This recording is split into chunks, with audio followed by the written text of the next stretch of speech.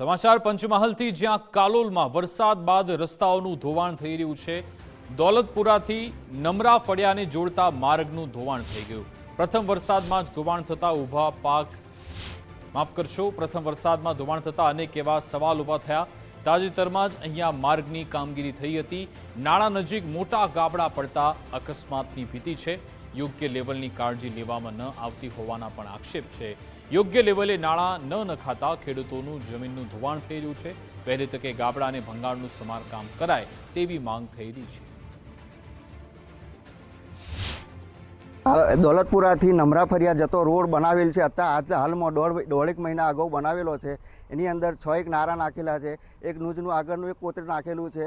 દોઢેક મહિના એની અંદર નવા નારાની અંદર ગાબડા પડેલા છે। આજુબાજુના વિસ્તારમાં ધોવાણ થઈ ગયેલું છે। તો એની હાલમાં તાત્કાલિક રિપેર કરવા વિનંતી। હાલમાં અકસ્માત થઈ શકે તેવી પોઝિશન છે। એમાં ઊભો પાક બગડે છે। 2 લાખનો માલ બગડેલ છે। લીલગરીઓ હાલમાં ઊભી છે। ધોવાણ છે। નારા નાખેલા છે। જમીનથી 3 ફૂટ અંદર નાખેલા છે। તો જમીનનું પાણી લેવલમાં જાય કઈ રીતે? જમીનમાં નારા પર પાણી જાય એટલે જમીન ધોવાઈ જાય। એટલે હાલમાં ધોવાણ છે તે તાત્કાલિક રિપેર કરવા વિનંતી છે સાહેબને।